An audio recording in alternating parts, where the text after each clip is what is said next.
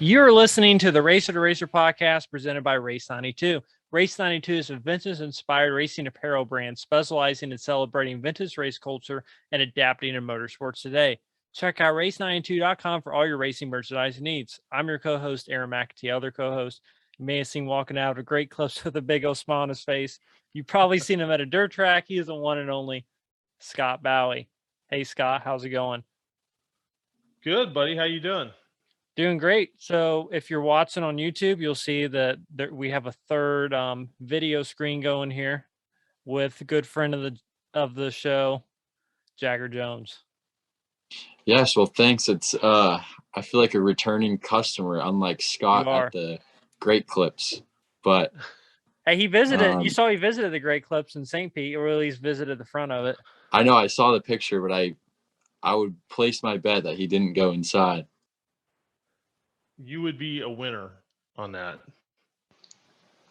It was a little early in the morning too. You gotta get up early in the morning and go to the racetrack. Anytime you're going with you gotta get up early.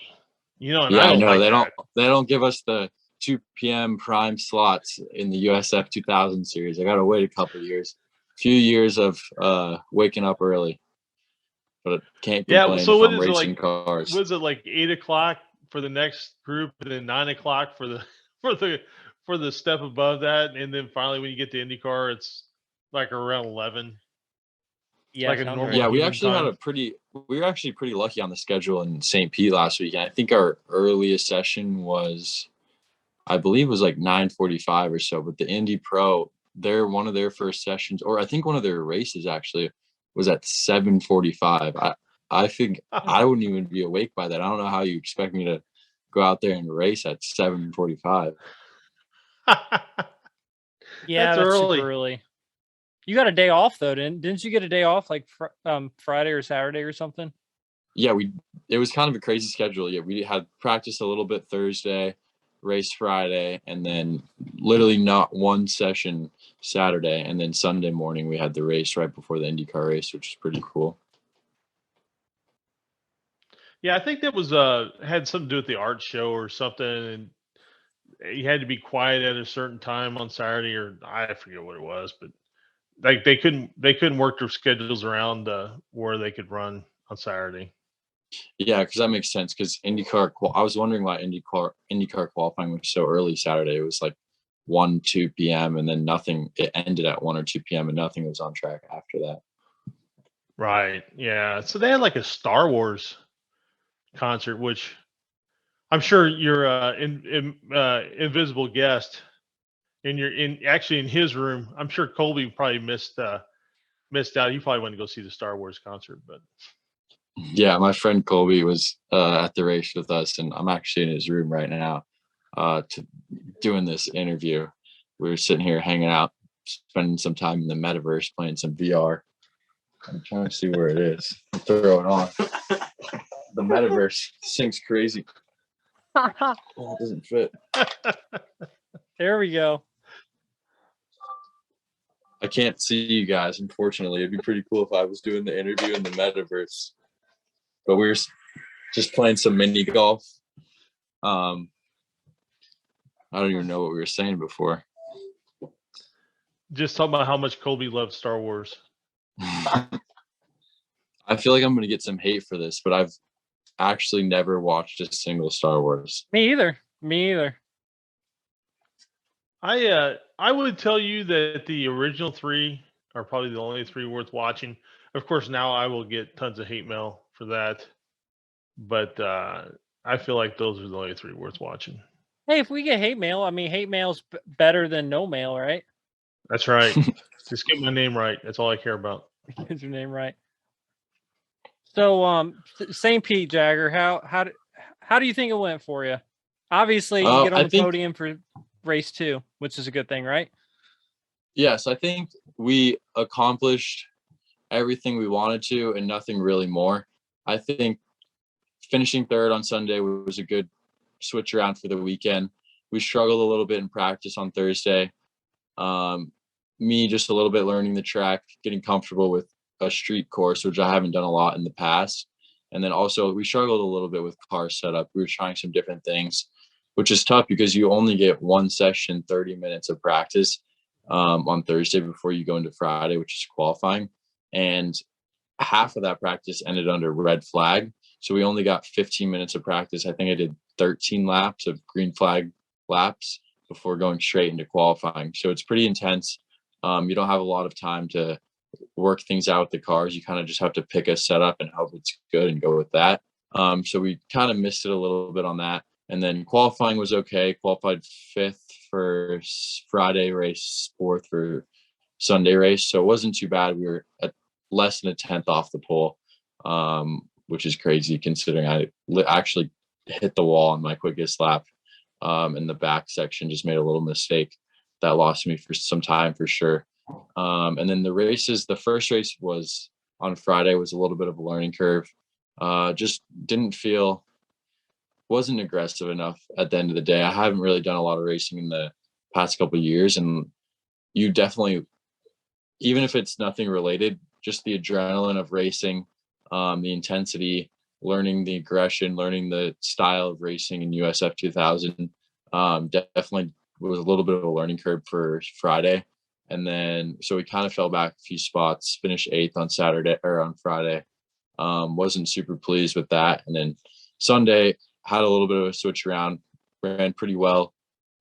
Came up, finished 3rd, podium, which is a good start for the first race of the season on a street track too, which you kind of just want to survive there a little bit, especially being a rookie in this series and not really done a lot of formula racing before. So I would say it was a pretty solid weekend. We finished both races, got points, didn't tear up any equipment. So I'm no complaints. Would you say that, you mentioned you hadn't raced a lot, and of course, what you ran before was so much different than what you're running now. Would you say that it's just, I know you see yourself as highly adaptable, but when you actually got into that position where you really had to race, like you said, for the first time, it really is the first time you've raced in a couple of years, like really tough competition. Did it take you a moment to really start trusting guys again, or how did that kind of go for you? Yeah, I mean, it took me a moment I think in racing, you're right. It is trusting other guys. It's also just being able to expect what other people are going to do. I think was kind of the biggest thing. Once you start doing something more, where another guy's going to put his car and before he does it. And if you haven't raced in a while, you kind of don't have that as quickly. Like the starts, for example, I didn't know really what the braking was going to be in turn 1. Just a lot of things too. And another thing in the USF cars, which is unfamiliar from what I've raced the last couple of years, you have a spotter, you have people on the radio, but it's not like a spotter in the NASCAR stuff. In the NASCAR, you're 100% reliant on your spotter on where all the other cars are around you.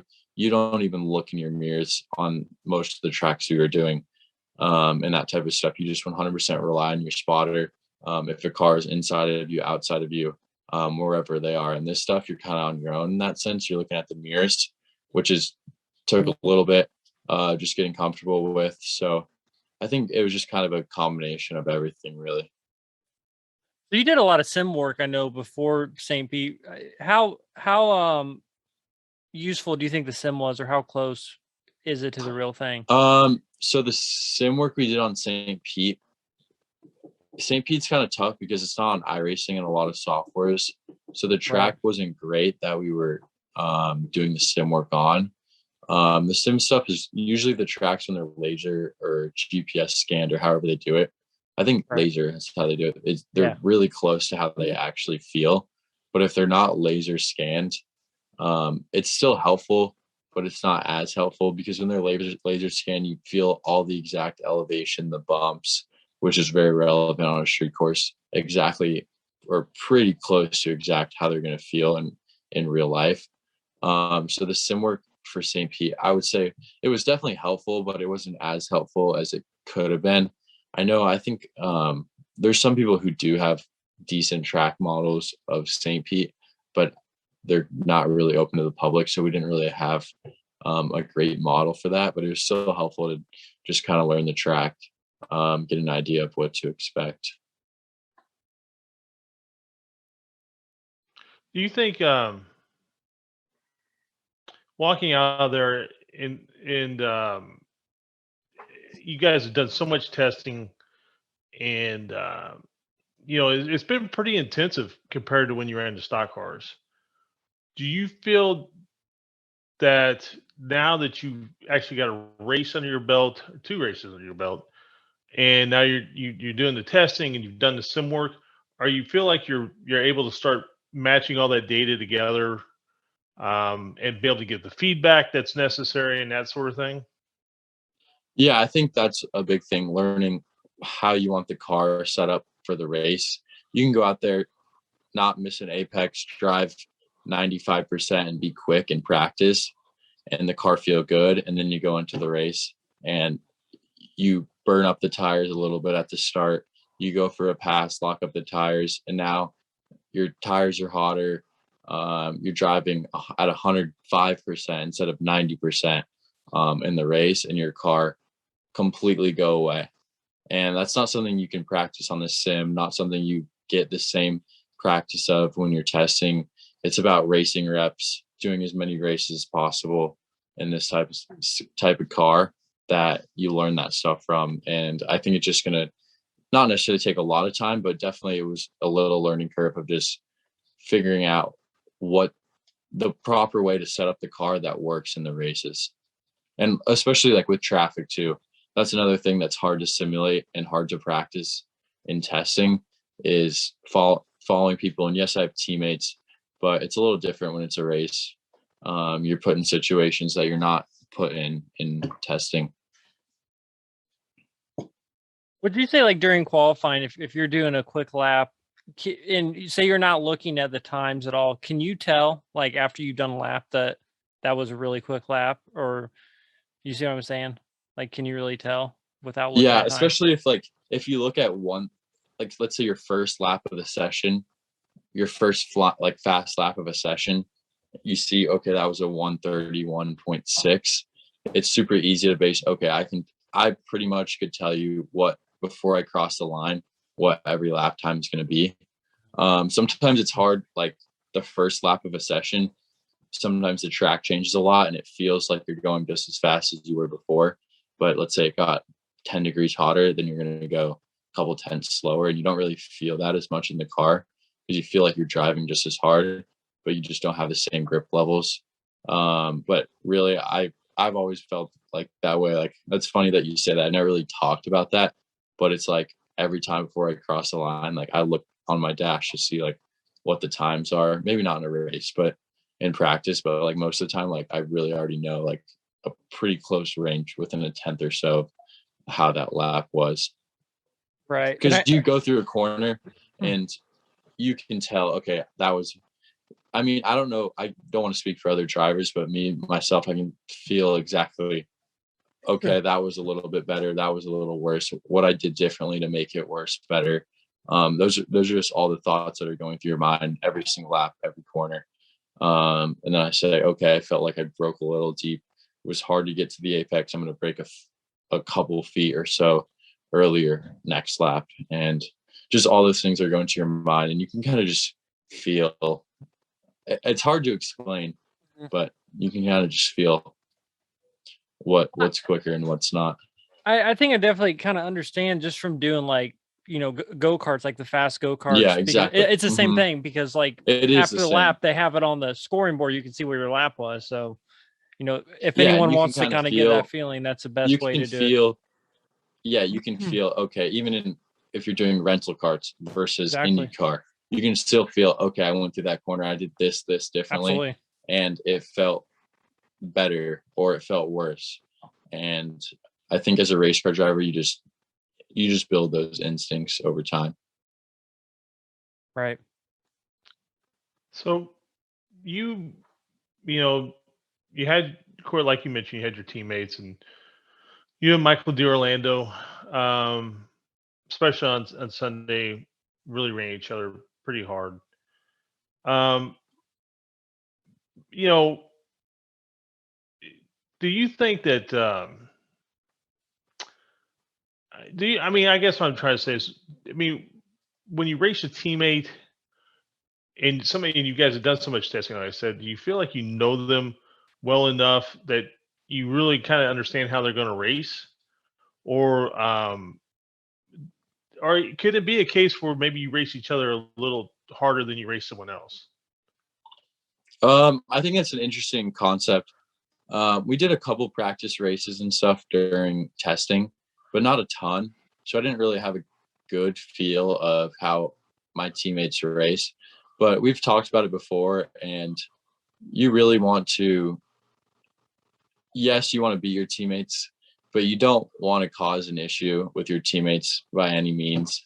It's not for, it's going to hurt you at the end of the day, because if you cause an issue with your teammates, that's not a good look for me, for Nicholas and Dominic Cape, who's put so much work into every single car, and for me to, who they're putting so much work into my car, just as they are to his, and for me to cause an issue with that, it's just not ideal situation even for me.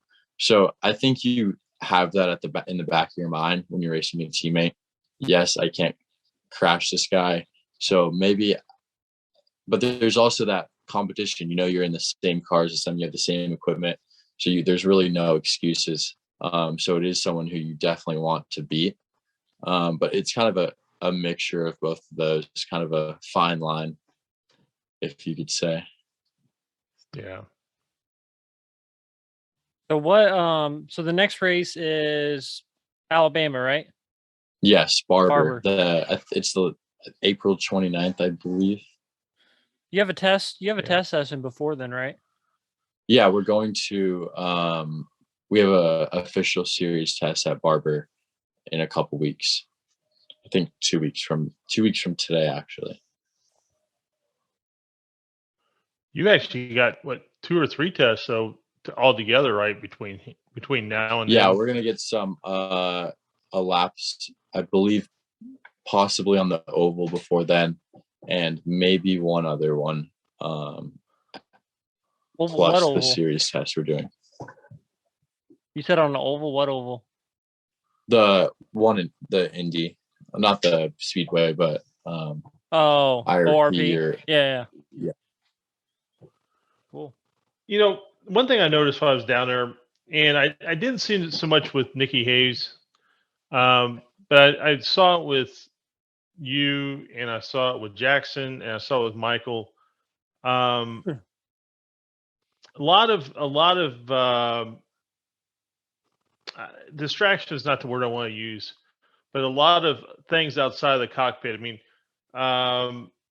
you know, for anybody, like when they get done running, they go in and debrief. They speak with their engineers, but then you got a little time, and like I know you had people there, Jackson had people there, Michael had people there, and have you? I don't think you've really ever had to kind of deal with going out and kind of talking to potential sponsors or things of that nature in the past, and does that kind of affect? Like how? Like, are you having to work yourself into understanding how to segment your time? For me, I really don't have any problem focusing at all. Like, yes, if their time, I guess, could be a little concern. But for me, if sponsors are there, and as long as I have the time to debrief and go over what I need to, video, data, all that type of stuff with the team. Other than that, like I don't think it's any distraction really for me. And I think when I get in those race situations, even when I'm sitting doing data and going over what I need to change as a driving and going over car setup and all that with the team, everything else kind of just goes out the window in my head. I don't, same with racing while I'm racing. Yeah, I think it's definitely like it's good to spend the time doing that at the races, and it doesn't really affect me at all, I wouldn't say. Yeah, I just noticed, especially Jackson and Orlando's, they had some different people in and out, and Jackson's mom was giving tours, meeting a bunch of their different sponsors and that sort of thing. It just, until you see it, you don't realize how much it takes to put the whole circus together. Mhm. It's just Yes. a really interesting look into it. Also for me, like, I don't think I've never felt any added pressure from that exposure media. I think all the pressure really comes from myself. I set expectations and goals for myself, and I think the only pressure I feel is personal and like internally. No real like added pressure from who's there, who's watching, any of that stuff. I really never think about. Right. It was pretty interesting after your podium. Then you went and just so happened Mario was doing his the Rudolph two-seater tip was right next to Victory Lane, and you got a chance to meet Mario.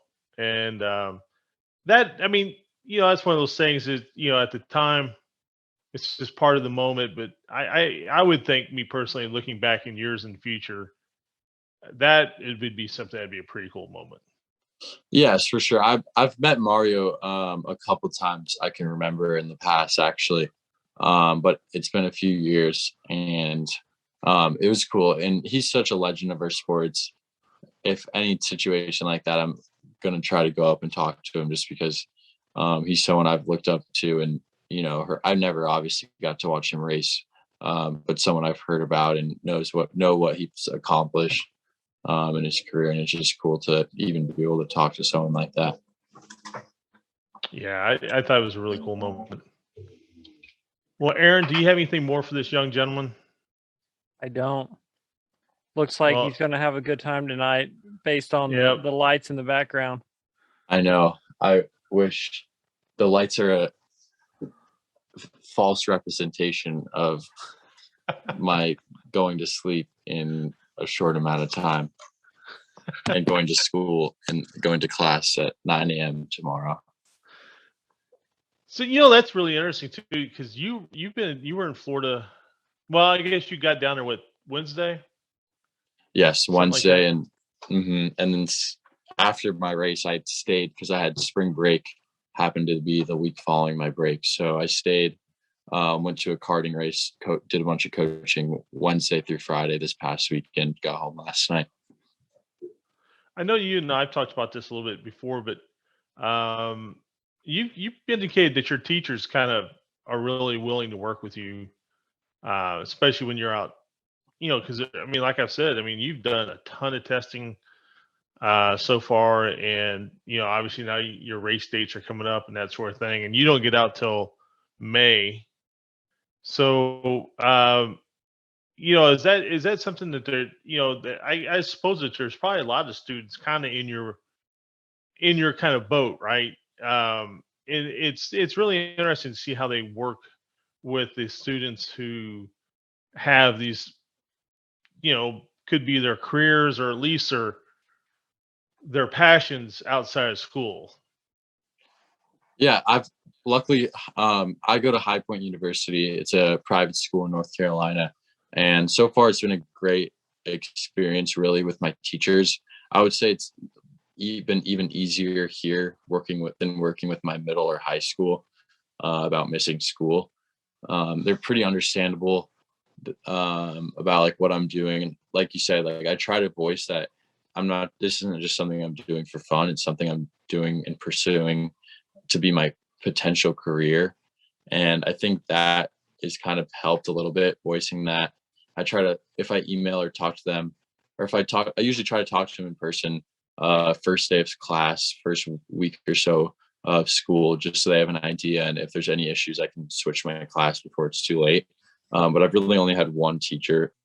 I'm a sophomore, so it's been 2 years of going to school here, and it's only had one teacher really who's given me a hard time, but ended up working it out.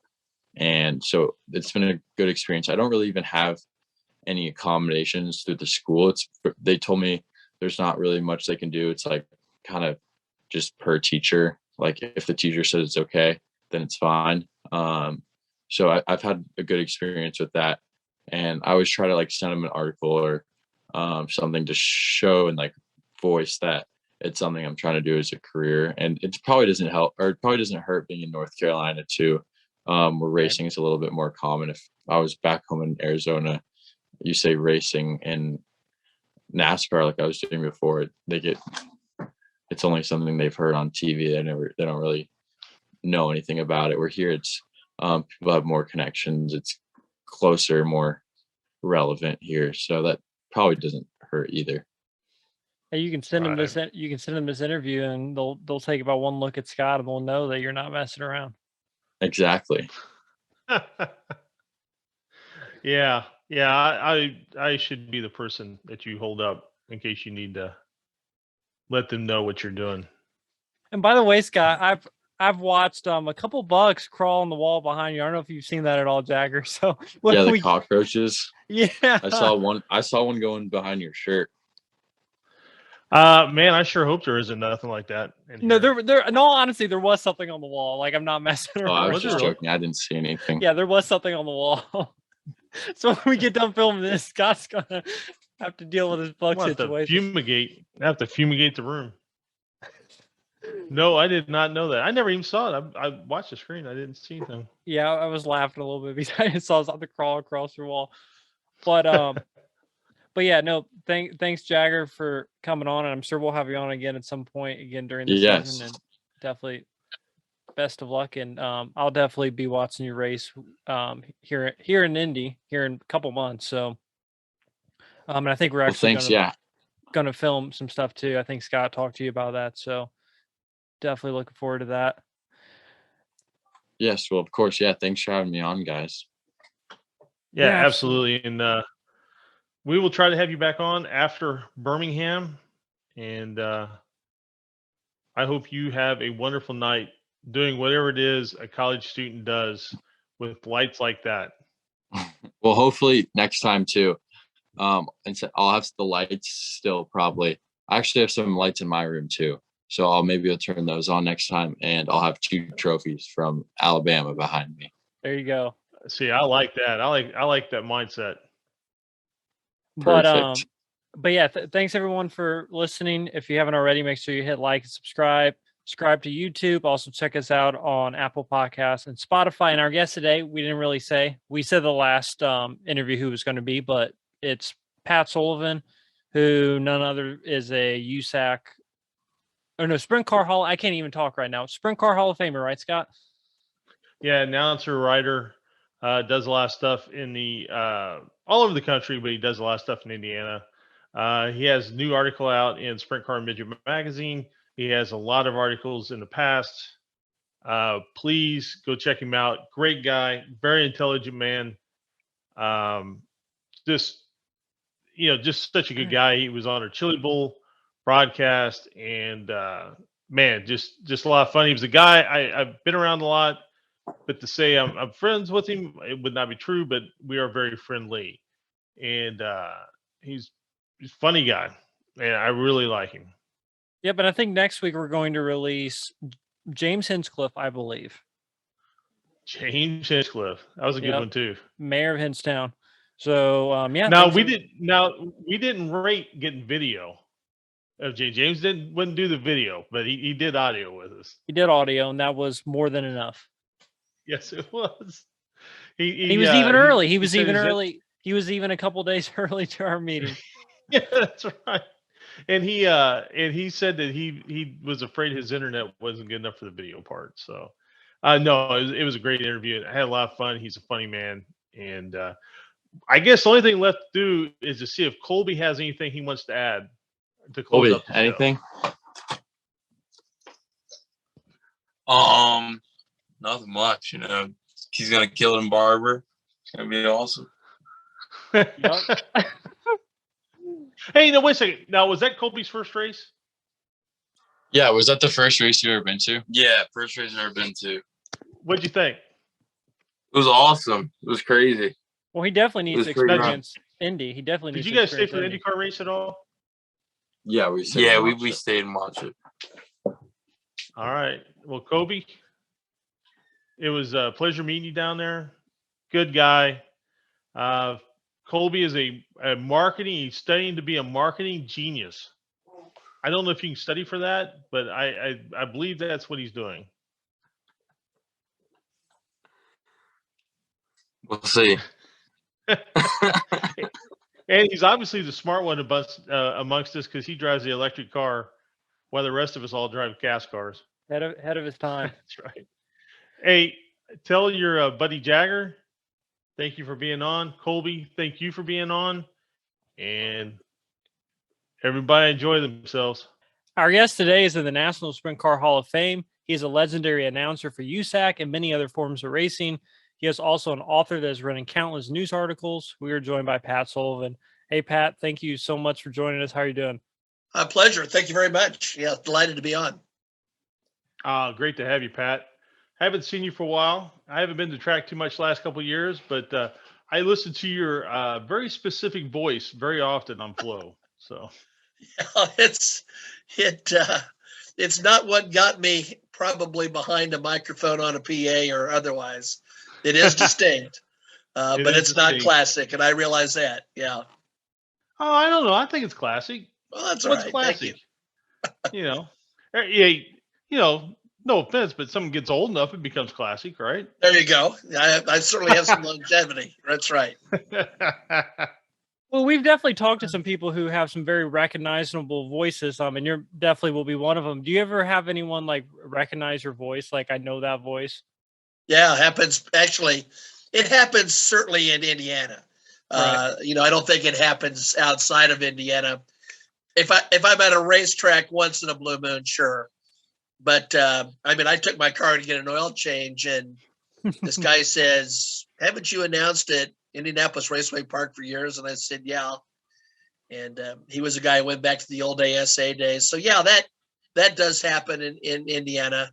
Happened the other day. So yeah, I've been around long enough that I get that recognition. So Yeah, we've had Paul Page on a couple times, and it happens to him a lot, as you could imagine. But he was in Right. Australia, and someone recognized his voice. sure.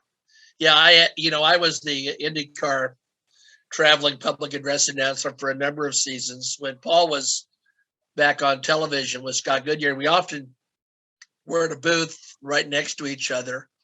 And so we certainly spent plenty of time chatting about racing and a variety of other things and what the business is like. So, yeah, Paul's certainly recognizable as well. Well, where did the journey start for you? Well, it's interesting. First of all, I'm a race fan, and I'm a serious race fan, and that's what I think drives a lot of us, obviously, and it should. I guess there's some exceptions, but I had taken a job, my first academic job. I took a position at what was then Southwest Missouri State University. It's Missouri State University now, and there were two prominent tracks right there close to Springfield, and more, but one was in Bolivar, Missouri, and the one was at I-44 Speedway. And I went there when I took my first academic position there. It was near the end of the year, and I went to some races, and someone had launched a racing newspaper in that area. And I said I'd be willing to write some articles for it, and I did. And the owner of the two racetracks was a guy named Bill Don Willard. He called me up one day and asked me if I thought I could announce. And I told him I had no idea, but I was willing to try, and had my first child. I knew I wasn't going to travel as much as I had as a fan. I was a big traveler. And I knew I wasn't going to stay closer to home. And so I did. And I started with a guy named Ronnie Williams, who still announces in that particular part of the country. Both racetracks had been dirt. They were paved. And subsequently, I know I-44 went back to dirt. But the two big things that happened to me there, USAC came to town. I'm a sprint car fan and midget fan. That's primarily late model countries. That was pretty unusual. Bill Hill, the great racing historian and announcer, ended up being a great personal friend of mine. Actually made reference to Ronnie and I in National Speed Sport News, which was a big deal for us. And then Bill Marvel of USAC came down with Brad, and Bill Marvel grabbed me and said, "You really seem to like this stuff." And I said, "I do. a sprint car and open wheel fan. And he said, man, it's a shame we don't have you in Indiana. And he said, would you be interested in doing anything at the Speedway? I said, are you kidding? Of course I would. And he lived up to that. And I had applied for a faculty position at IUPUI. It was a nice move for me anyway, given the school. It's Indiana University School of Social Work, so it's a Big Ten school. But obviously, the other draw was Indianapolis. And so things just took off from there. Bill got me in the Speedway. Tony Stewart, who won his first sprint car race at I-44, I met him there. Tony actually put me in contact with Sandy Lowe, who many of you know in racing in Indiana. Her dad owned the midget to win the very first Chili Bowl. She asked me if I would announce the UMRA TQ series, the series that Tony now owns, I might add. And Bloomington Speedway hired me sight unseen. So I was able to come after those years in Missouri and get my foot in the door at Indiana. And then Ron Green, who was with USAC at the time, went to Raceway Park. He got me into Raceway Park. That led to 16th Street Speedway and a relationship with Tony George. So it all sort of snowballed from there. I've been a very, very, very fortunate guy. When, it's such a, I mean, how did you become such a big fan? Was there anybody in your family who liked racing, or was this something that just, you got taken to a race once? No, that's a story I've told many times, and it's one I'm really, to me, I think about it all the time. I like all sports, and I still do. I have season tickets to the Pacers, the Colts, and the Indiana and the Indy 11 soccer team. So I'm about as big a sports fan as you'll find. And I like racing fine. I'd been to racing. Lakeside Speedway in Kansas City, Kansas was just down the road from my high school, the original Lakeside. And I liked it fine. But I went to go see some minor league baseball. I went on a minor league baseball tour, and I was going to go see the Tulsa Drillers play. Tulsa Drillers Stadium, for anyone who's been to Chili Bowl, used to be right on the corner of the fairgrounds, literally on the corner of the fairgrounds. I think they just tore it down last year. I went to a baseball game, and then the next night, the baseball game was canceled because of heat. So I went to the races at the fairgrounds, and the two main combatants were Emmett Hahn, the current promoter of the Chili Bowl, and Ray Crawford, who was driving Harold Hellenberg's number 55, Andy Hellenberg's dad. I had seen nothing like it. The grandstands was packed to the rafters.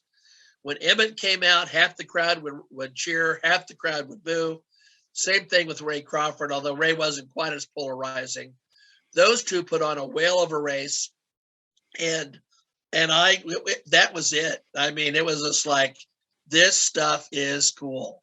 And I remember I bought the Hawkeye Racing News, the Speed Sport.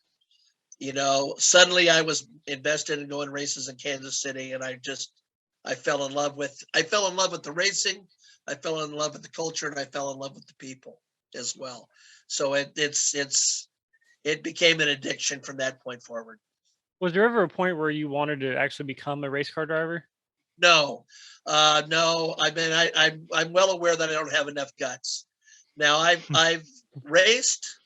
I've been in a race car at speed and under my control 3 times. The least of them was I drove a Legends car around the second generation 16th Street Speedway.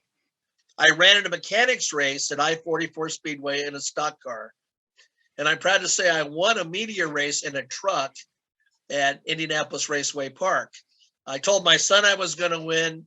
I was under pressure in the last lap. I felt the rear end going away, and I thought I was going to stuff a show car into the fence at IRP, which would have been embarrassing. I really liked it, and I enjoyed the adrenaline rush. I suspect the first time I really got involved in sprints and midgets, I mean, I went, I saw a sprint car go like ass over tea kettle down a front straightaway, and I thought, well, that's probably not good. And then I saw midget racing, and I thought, well, maybe I could do that. And then guess what? The same thing happened. But no, I've never had any urge.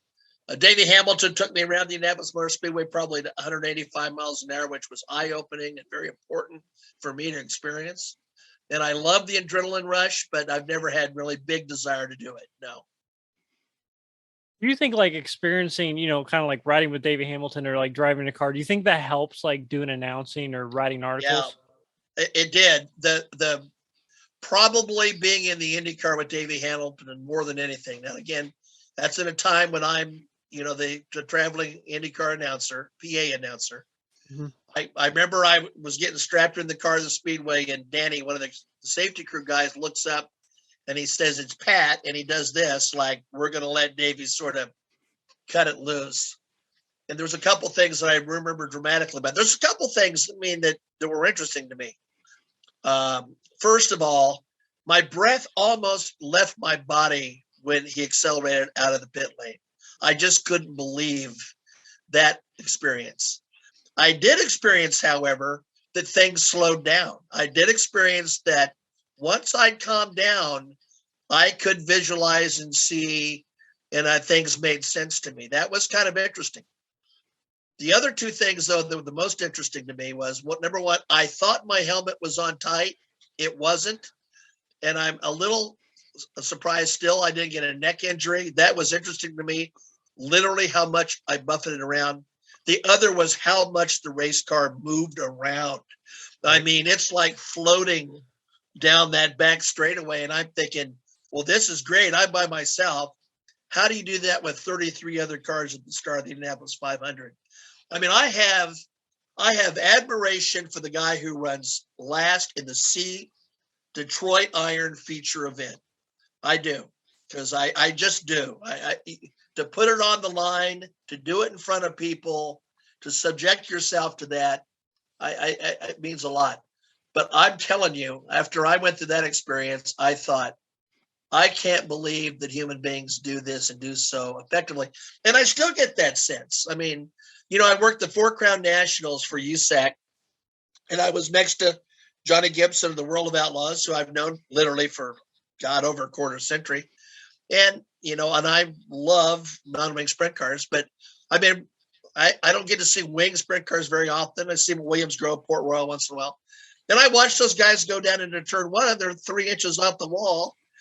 I don't know how people do that, and I'm amazed that they do, and they do so skillfully.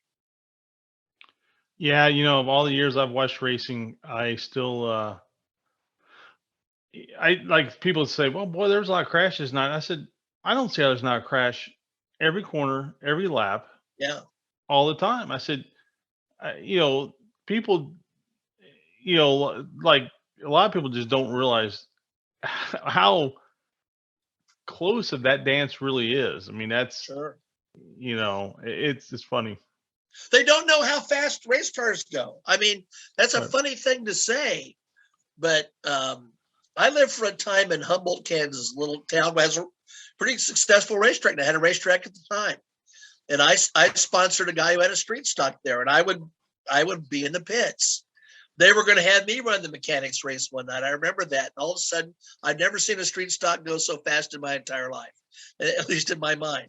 But I went down in the corners and I go, wait a minute, these guys are still going fast. And it takes a high degree of skill to race them. I know that being a sprint car guy and a midget guy, sometimes we have fans that sort of ridicule those divisions. They don't know what they're talking about. They put a lot of effort and skill into that. So, Scott, I agree with that. I'm amazed. Justin Grant did an article with Justin Grant. Justin Grant was just minimizing what he does. I mean, like, well, you really can't get hurt doing that. Well, yeah, you can. And, I'm suggesting you're out of your mind. And I understand it's what you do for a job and you're a professional at it. You're a professional at it for a reason. You made it through that funnel to be there. But I just, it still takes my breath away almost every night I'm in the booth or there's a fan.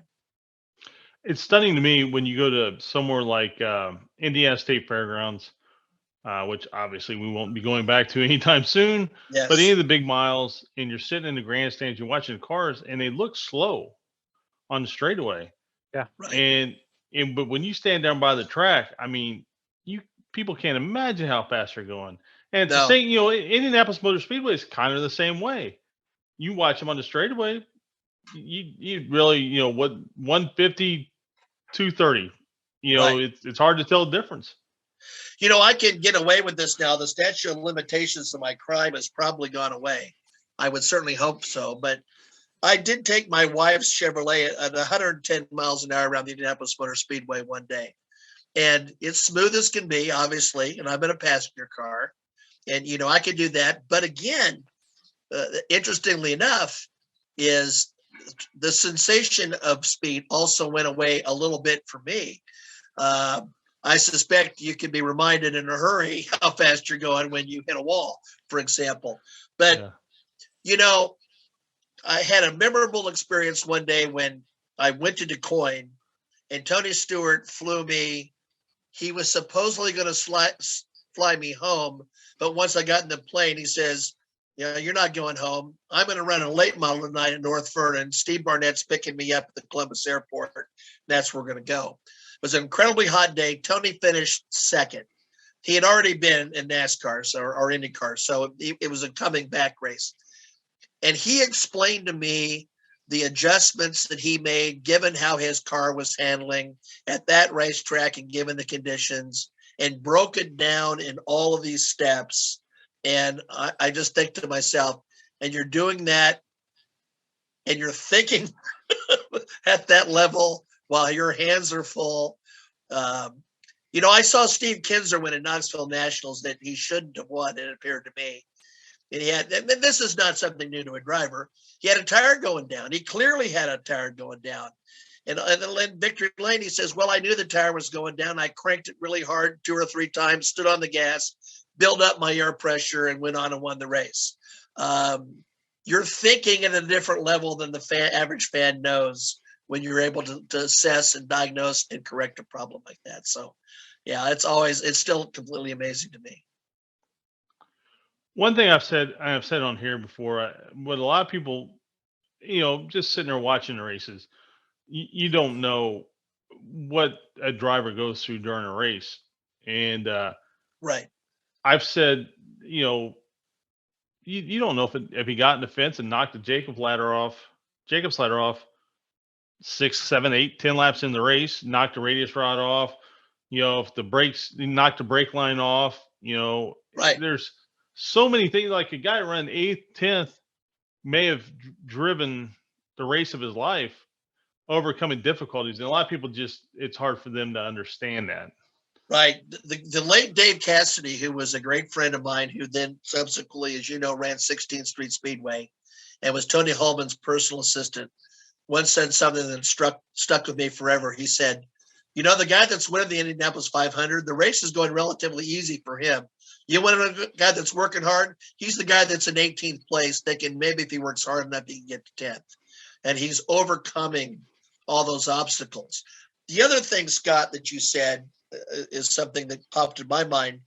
One of the things that I often tell some of my announcers that I work with, particularly if they're new announcers, is I tell them, boy, you got to be really careful when you even think you're assessing blame in some situation, because there are factors going on that you don't have any idea about. And my first taste of that, there was a family for years in Oklahoma named the Jennings family. And there are some offshoots. Danny Wood's a part of that family.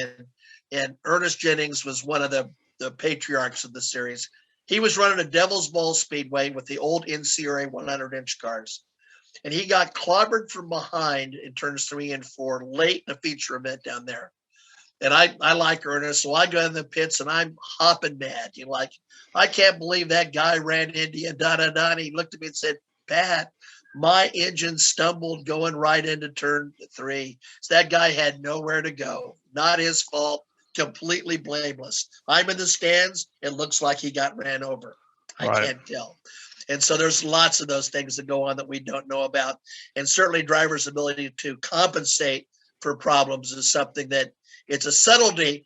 Former racers can see it. You look at a different race, even than I do after having been to thousands of them. You still see things that I don't. Yeah, drivers I think are the best ones at that. The drivers always can really assess something better than somebody like myself who's never really driven. You know, I've raced motocross and stuff for a little bit, Right. but like my brother can see things that I just missed. Now, after he talks about it, I got a grasp of it. I can associate it. Right. But the Bob East of the world and those guys, they really, that's why they're so tuned in. Keith Coons, a lot of people don't realize Keith drove for a little bit, Sure did. and Yes. Keith knows what it's like to sit in those cars. Right. So he sees and understands things that other people don't understand. Yeah, and I think one of the key things Keith told me was, when he had his children and perhaps it wasn't going as well as he thought, it was time to do something different. But the experience of having done it, I think, is something that just can't be measured. Not only just the physicality of it, the understanding of the race cars, but the emotions that go with it. The highs and lows. I don't care who you are. I don't care if you were Michael Schumacher or Lewis Hamilton, if you were Richard Petty or Mario Andretti or AJ Foyt or Steve Kinzer or Dave Darlin or whoever you want to list, your best late model racers, Billy Moyer, go on Scott Bloomquist, current guys. They all have had valleys at some point in their career. They've had tough spots. They've had places where they doubted that they may win a race again, or they don't know how they're going to get out of that emotional sort of chasm that they're in. And that's a tough grind. And when you're on a circuit where you're racing night after night and have to deal with the emotional and the mental part of that, I think that's something that doesn't get factored in a lot in people's mind about how hard it is. See, what fans see are glamour. It's glamorous. You're a race driver, Right. you got a no-mix suit. If you're a guy, girls like you, even if you're not that attractive. For some reason, they still like you, right? You're an exciting guy, and you're going places, and you're winning races, and that's cool. You're a mechanic. Well, they don't think about the mechanic that's underneath a car at a motel parking lot in Salina, Kansas, trying to work on it, or just the grind of getting up and down the highway and weathering those nights that things don't go well. It is a great, when you're on the crest of the wave, it's unquestionably something to behold, but there's those other things you have to live through. And I think that makes it a very hard sport. Yeah, no, that's well said. That's for sure. Would you say in your career you've had a moment? We've talked to a lot of IndyCar guys who have like a welcome to the big leagues type of moment. Like for Jimmy Kite, it was driving down pit road and seeing Ari Leyendijk's pit board, like, wow, I'm actually racing against some of my heroes. Like, did you have any moment like that? Maybe announcing with somebody or getting to meet someone. Well, I've had many at multiple levels. I mean, I remember the first time I had a credential and I walked down pit road in Indianapolis. I couldn't believe it. And then later to think that I did a one-on-one with Michael Schumacher. There's not many people that could say they did that. I was assigned to Ferrari in Formula One. I interviewed Mika Hakkinen and guys that were the best at that area.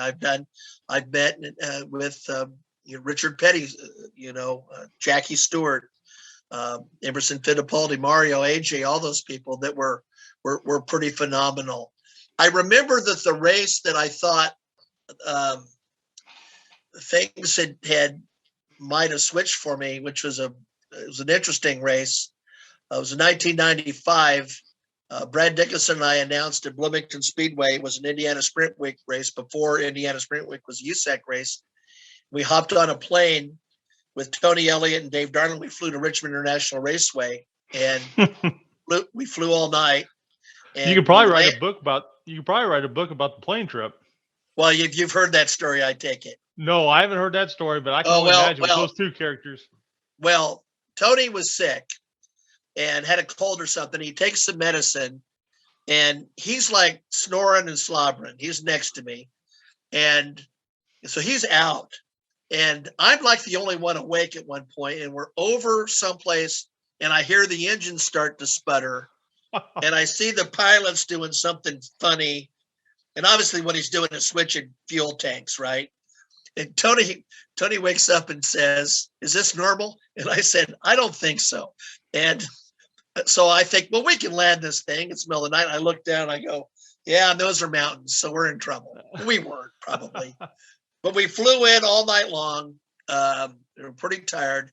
The USAC Silver Crown Series is going to run with the F2000 Series at Richmond. And, all of a sudden I'm announced at Richmond International Raceway, which is a big deal for me. And we had a great crowd. It was a memorable race won by Jack Hewitt. And that was a breakthrough event. Obviously, the first time I was on the PA at the Indianapolis Motor Speedway was a pinch me moment, was very huge. So there's been a lot of them. There's been a lot of thrills. But you know what? I mentioned those guys that the Schumachers, the Jackie Stewarts. I announced a lot of races with Dave Darrell, Tony Elliott, and Kevin Thomas, and that was pretty special too. Those guys are pretty meaningful to me. Classy guys like Jerry Coons Jr. and Corey Cruzman in California, and all the guys that I've been able to be around all these years, who I have so much admiration for. They're always pitch me moments. I've been an announcer at Sonoma Raceway for a long time, and literally every time I've been in the booth, I've been sitting there going, there's a million public address announcers in the world, and somehow I got this gig. How did that happen? And I've been grateful that it happened, and I know that it doesn't last forever, but it's just been a really good ride for me. It's a funny thing, right? And we've talked to a few of our guests about the positive energy, like bringing the positive energy and just trying to put good out into the world, and hopefully that comes back to you.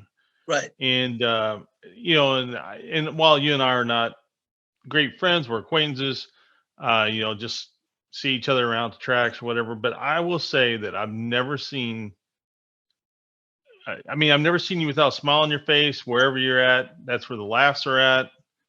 There's good stories being told, and I think that goes a long way in life. Yeah. And what is it about? Because you kind of had the dual life like a lot of us, right? You got your regular world that you go to, then you got this weird circus life you come to, right? And what is it about that racing world that just works for you, that fits in with who you are? Oh, that's a good point. Racing. Here's one thing that's kind of concrete about racing, which is we can all talk about some exceptions, but by and large, we have a race, we run a certain number of laps, and there's a winner. It's cut and dry. There's nothing fuzzy about it. You have a winner, and you have other guys who fall out accordingly. It's very concrete. I admire the sort of the persona.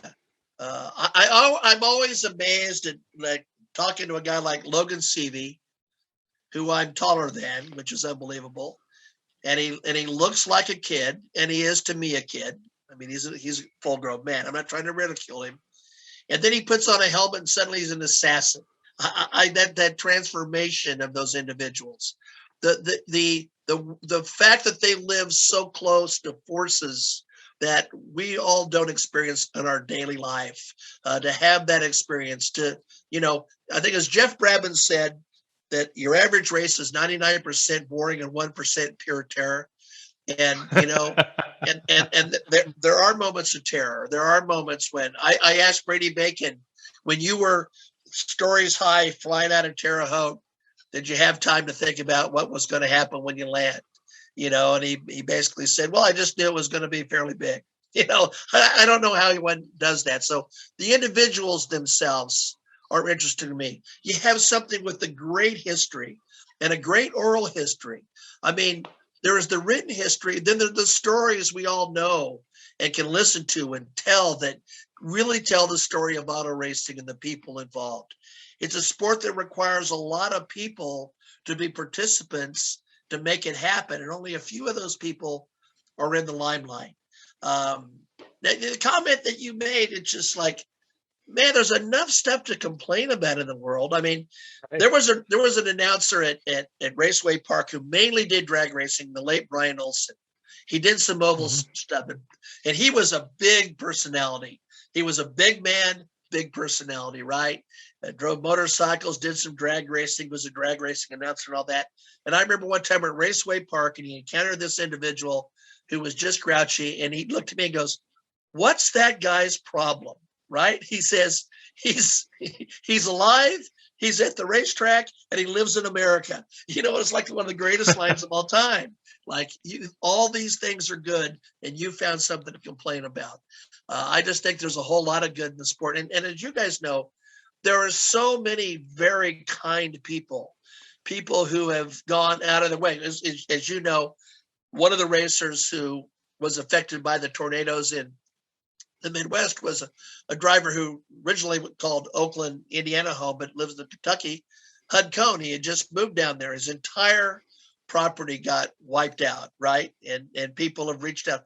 I just had an email today that the father, a former racer, and the father of a current racer, just loaded up and headed down there to do what he could to help out. And I feel that's a big part of the racing community. So there's a whole lot of it to like. Yeah, that is very true.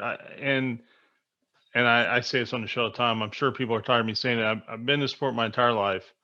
My first race, I was 6 weeks old, maybe a little younger. USAC sprint race, I believe Grant City. Rain out, by the way. My first race was rain out. Gosh, that's bad. That's bad. But there's one thing I've known to be true in this sport the entire time I've been in it, is that while not maybe everybody in the sport, more times than not, if you need help, you're going to get it. And I don't care. I mean, we've been broken down the side of the road. We've had people stop and help. We've seen other people on the side of the road. We've stopped and helped. At the racetrack, I've loaned stuff out. I've had to borrow stuff. And right. I think it's maybe it's something that we, maybe in what I call normal life, maybe we've lost that sense of community somewhat. Right. Like people don't know their neighbors anymore. Right. But at a racetrack, that community's still there. Scott, I'm thinking it's a story I tell a lot that gets a little bit at what you're saying. When I was probably 19 or 20 years old, I lived in Lawrence, Kansas, and I wanted a bike, and it was a French bike, and it cost $150, which was a lot of money then. But I wanted it badly. And this guy had this like outfitting store, bike store, and all that. And I went in and I said, George, I'd really like that bike. I don't have $150. Is there a way I could get it? And he says, yeah. He says, could you swing 3 payments of 50? I said, yeah, I think I can do that. And then he says, okay. And then I said, you want me to fill anything out? He goes, no. I said, okay, George, that's fine. And, here's 50. And I'm getting ready to leave. And he says, aren't you going to take your bike? And I said, huh? He says, I've seen you around town, and would you ever do that guy wrong who just did that to you if you have any ounce of conscience? Of course not. He said, I trust you. I've seen you around. And you're right. There's that spirit that you see in the racing community. It's the same thing we see when someone's got a flat or a mechanical problem. And here come the guys they're competing with running over to try to get that individual back in the action. I mean, that is to me incredibly unique, and it's an appreciation of everything that goes in, just to get him to the racetrack and trying to perform. That's the positive side. The other thing that I'd pick up on is what's a little frustrating to me in today's world. I probably went as a fan. I was probably an 80 race a guy fan. I went almost every weekend, traveled, all that stuff. And when I went to a racetrack, I figured some races were going to be really great and some were going to be okay and some might stink. The racetrack might be great here. It might not be great here. And I just accepted that as that's the way it was. if I went to Marshall, Missouri and the racetrack wasn't good, I didn't feel a need to write a letter to somebody and complain because the racetrack wasn't good. The racetrack wasn't good. So what? Everybody raced on it. We went home. The next race might be glorious. All of our experiences can't be perfect all the time. And I think sometimes a little patience will go a long ways. And conversation we just had about 2 hours ago with a guest before you tonight, Scott, we were talking about the same thing about how racers want to help each other out. But Scott mentioned, like for someone getting started in racing, people will help you out until you start beating them. Well, that's probably true. There's two types of helping out. There's one where you're like, hey, man, you got to get in the corner like this. You got to drive like this. Hey, why don't you do this? Staggered looks low. That kind of help. There's that help. But once you get to a certain level, you don't get that help anymore. But you do still get the parts, and you still exchange that type of stuff. But right. But you stop kind of opening the door to what whomever the person is. Everything. So many people think that they know the exact right way to do it. And what they all find out is it's the right way for you to do it. Right. And somebody, well, I think at first you want to make sure the person's safe. I mean, right? That's right. Yeah. That number one, you want to make sure that that's good for everybody to be safe. That's right. I announced a lot of ARCA races over the years, and I announced a bunch of them at Salem. And one day we had the morning race at Salem early in the morning. And there was a pit meeting, and Ron Dreger, who's just a tremendous human being, is talking to the competitors about Salem and where the line is, and basically saying something like, if you're there and you're not keeping up, you got to get off the race, get off the line. It's not fair to keep holding people up. It's a little bit of a hard place to pass, and da-da-da. And actually it was a woman with one of the teams said, yeah, but how are we ever going to get better if we don't, learn how to run this line and all that? And Ron Dreger said, well, one thing you can always do is, if you can afford it, is test. But Andy Belmont, one of the competitors, raised his hand and he says, I'll tell you what to do. Why don't you go down and ask Bill and Frank Kimmel for help? He goes, they're nice guys. Bill and Frank Kimmel will help you. And I'll tell you why they'll help you. Because Bill Kimmel and Frank Kimmel are not worried about you beating them. And right. So truth to that. That's right. what happened with Thiago Medeiros. If you remember back in 2016 when they wrecked a car and all the teams, they called the car like the Frankenstein car because it was a mixture of, I think it was like Fernandez Racing and I think it would have been Newman Haas, whatever Bourdais. Right. But yeah, it was just like that. Yeah, Thiago was a big personality too, by the way. So. Yeah, we had him. Yeah, we actually had him. Yeah, we had him on. Oh, that's great. Had one of the more memorable Victory Lane comments of all time, if you might recall. I don't remember. I remember his interview, but I don't remember what he said. Well, he dropped a good one as he got out of the cockpit. He was happy, which is fine. Yeah. Yeah, he was a great interview. He's a nice guy. Yeah. So, you come back here and you were kind of, your stars aligned, right?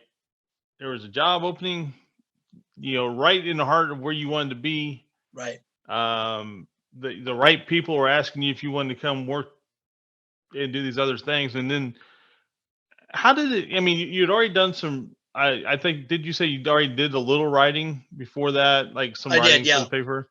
Yeah. And so you just, kind of do, like you said, you went to Bloomington, that sort of thing. How did you start just expanding that out to where because you've written so many articles and you're involved in different boards and all that. How did you kind of work into that?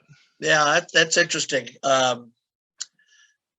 That's a good question. Obviously I have to write for a living in my professional life, so I think I can usually put sentences together. Right. And Dave Argerbright met me, and Dave Argerbright had a pretty large role in Open Wheel magazine. So he was one of the first to ask me if I wanted to write for Open Wheel magazine. And I said, yes. And so that sort of took off from there. I tried to get myself involved. and this is a funny thing to say, but when I first started to work at the Speedway with USAC, we had a uniform, we had a USAC shirt, and we had a hat. And the tradition at that time was the hat had your name embroidered on it. So I had a hat, had my name. I wore it all the time. And I wore it all the time. So when people would see me, they'd say that. They'd look at the hat and go, "That's Pat Sullivan." And I've seen Pat Sullivan around. And I try to make myself conspicuous that way. I tried to meet people. I tried to figure out who were decision makers. And actually, in Indiana, one of the biggest things that happened to me was after my first year of Bloomington Speedway, Brad Dickinson came down and worked with me, and obviously we became a duo and still are, and for years. And Brad's dad was building sprint cars on the side, competition welding and gasoline alley in Indianapolis.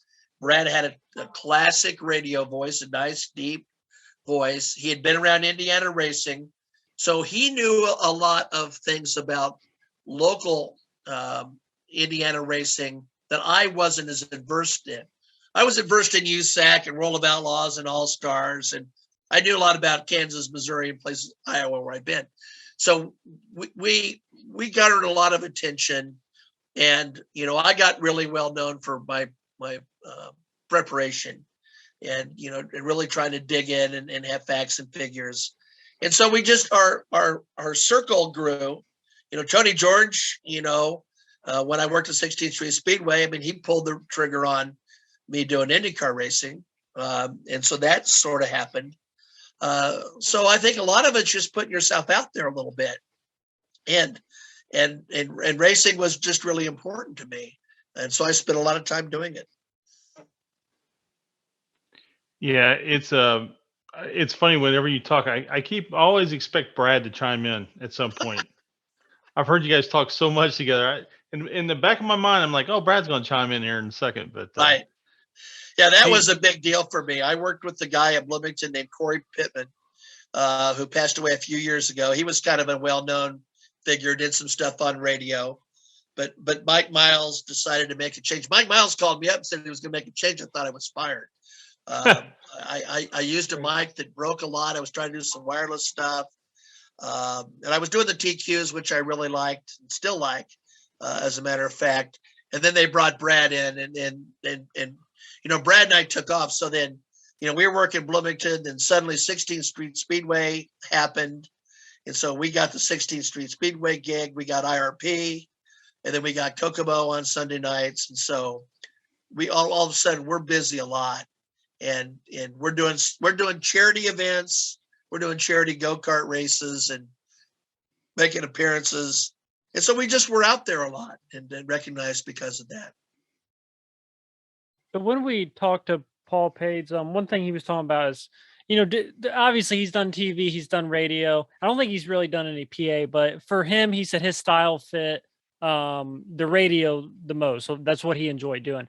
Is there one thing that you enjoy more than another? PA, obviously do some flow stuff. Yeah, that's a great question.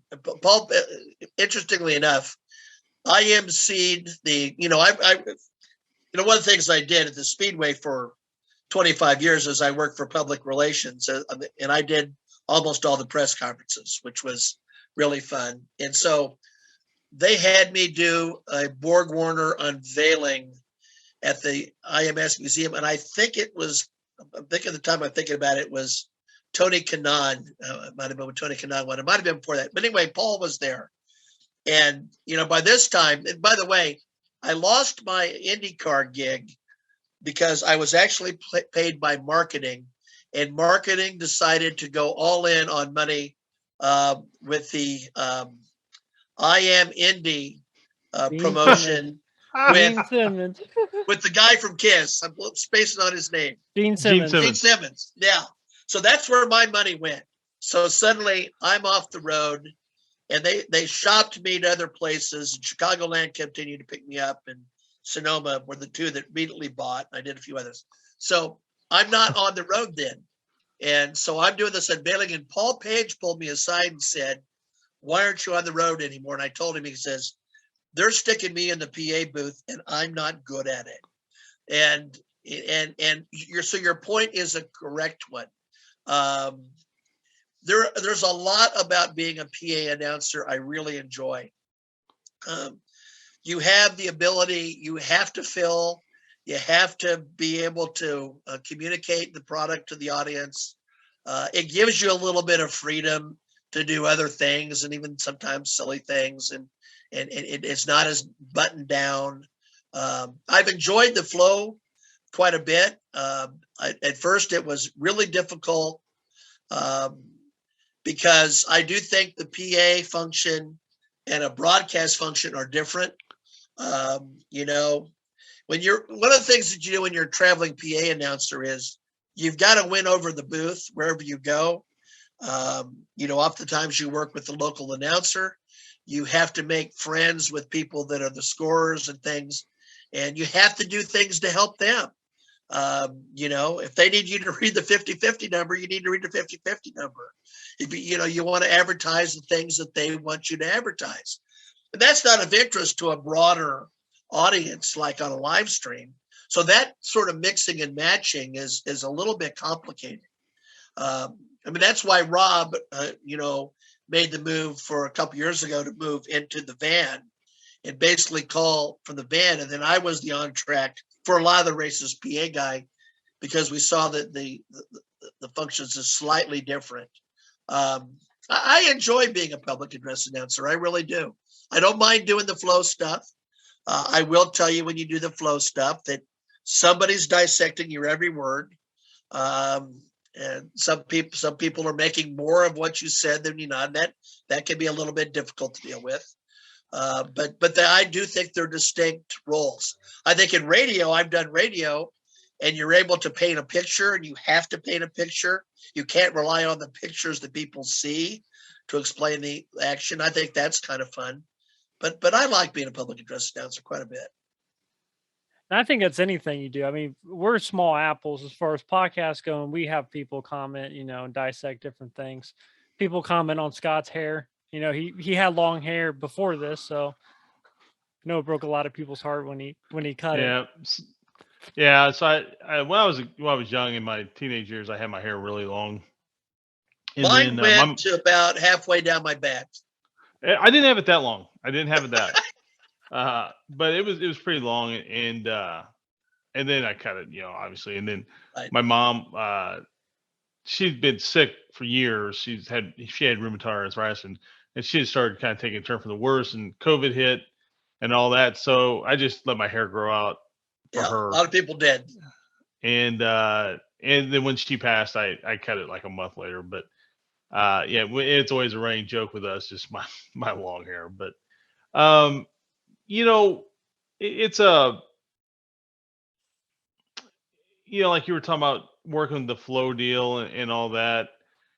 And is it, I find that funny when people want to criticize, you know, what you're, you know, because you're just basing off what you can see at that moment, you know. And did you work out of the van, or did you guys actually go back in the booth? You and Tony go back? We went back in the booth. I mean, you know, I predicted it after the first couple races in Florida. In Florida, Tony was in the van and I was in the PA booth. And I told Richie Murray USAC, I said, Tony's going to want to come up into the booth. And the reason being is, and rightfully so, he hadn't been around it that much. He had been around those guys. You know, it's harder to sort of understand or quickly identify someone you're looking at a screen when you're looking at the whole racetrack. So yeah, so then Tony came up in the booth with me. What we can see depends on the racetrack. You know, and sometimes we have a monitor, sometimes we didn't. You know, places like DeCoin and Springfield are incredibly difficult. You can't hear. I mean, DeCoin, I think, was the most frustrating flow broadcast for me last year, because I'm trying to watch Tony's lips. I can't hear a word he's saying. And you're trying not to step on each other or repeat things, and that's very difficult. And that has to be different. But you're right. For example, a really funny moment happened this year at Houston Speedway. 100-lap midget race. Chase Randall was out front having a heck of a race, and he went down into turn one, and that was an actual complete blind spot for me. I couldn't see it, but I knew he had come a cropper there in turn one. And I think I said, I tried to hedge my bet. I said, I don't know what happened. You know, a lot of pressure being applied, maybe he jumped, I don't know. And it's funny, my phone, got my phone by the thing, and it goes, bing, bing, bing. It's Jerry Coons Jr., Cody Swanson, and Shannon McQueen from California. All of one championship said, hey, Patty's tire was going down right when he went into that corner. You know, so I just said, hey, I got the information. His tire went down right when it went in the corner, you know, and I made light of it. I mean, I couldn't see it. That's the situation. And some, you know, like if you're in Terre Haute, you're standing in that infield tower and you're trying to do 360s in there, and it's dark in the corners. It's very, very difficult because you can't do that and then just deal with the monitor. You know, the problem with the monitor is, you know, you're at the whim of whatever the camera's picking up. So sometimes the camera's on this battle for third and fourth, and you can see out of the corner of your eye that there's a battle brewing for the lead. Now you can sort of direct the camera with your commentary. They can hear you, then they can switch to the lead. But it's a hard balancing act, harder than people think. Have you called any races remotely, like not being there at all and just like from a booth? No, I did do the van once this year, and that was at Angel Park Speedway in Sun Prairie. And I understood what the advantages could be to that because I had the cameras right in front of me, and obviously I knew all the midget guys, and I could see how you could move in B-roll footage real quickly when, you know, you could get prompted with the ads. I mean, I could see that it was interesting, but I mean, I was still on the grounds. I've never done one completely remotely. A lot of people don't understand that like lots of times when the Indy cars were given European feeds, that's back in the days when Larry Rice and Gary Lee were doing them. They were in the United States, you know, like some of the Formula One races. I know half the IMS guys, radio guys. There's a couple to stay in Indy at the studios, right. which I never knew. Yeah, it's a different world. Yeah, for sure. So you recently won the Dick Jordan Award. Yeah. And, you know, I remember, and I don't know if you ever did this, but I remember doing this in the 80s. So you may not remember this. After USAC shows, like you're trying to think in your mind, okay, the race should be over about this time. And then you call the USAC number and you listen to Dick Jordan read off the results. Thank you for calling USAC. Yep. Thank you for calling USAC. And that went on the mid-90s. Yeah. Oh, was it that late? Yeah. Well, I know it was that late, actually. Because I could remember the number by feel on a dial tone phone, and probably the most anxious moments of my life would be like, it's 1 o'clock in the morning, and I'm trying to reach over my wife and get the phone and not wake her up and try to dial the USAC hotline and not have to tell her that I just woke her up because I had to find out what happened at the USAC race in, you know, Salina, Kansas. Oh, I remember those very well. Yeah. Yeah, those were great. I mean, it seems so ancient now, but that's what you had. And man, Dick would read all, you know, I guess he'd like somebody, you know, I guess he'd be like in a phone booth most of the time with his list and he's just reading it off. Or in his car driving with his knee. Oh, okay. Yeah. And but tell us a little bit what that meant to you. Did it feel like all your, I mean, I know you're part of the sprint car deal. But I would think that getting that particular a culmination of all your hard work. Yeah, well, my wife's in the other room and she could tell you what it meant. I mean, I was blindsided about it. I didn't know it was coming. And I'm the MC of the banquet, of course. And I quickly sought out Cody Swanson and said, where are you at? And the implication was I was about ready to go Cody and cry because Cody is well known for, you know, his emotion in Victory Lane, which I love about Cody Swanson, by the way. But it was incredibly emotional for me. I mean, first of all, Dick Jordan was one of my very best friends, for starters. And the two people probably who did the most for me in my racing career were Dick Jordan and Bill Marble. They were the two guys who did the most for me, for which I was ever appreciative. And because, I love USAC. I love the history of USAC and the people involved in it and all of that. And there's no single individual who loved USAC more than Dick Jordan. Nobody. There's nobody that was even close. He was USAC's longest employee when he passed.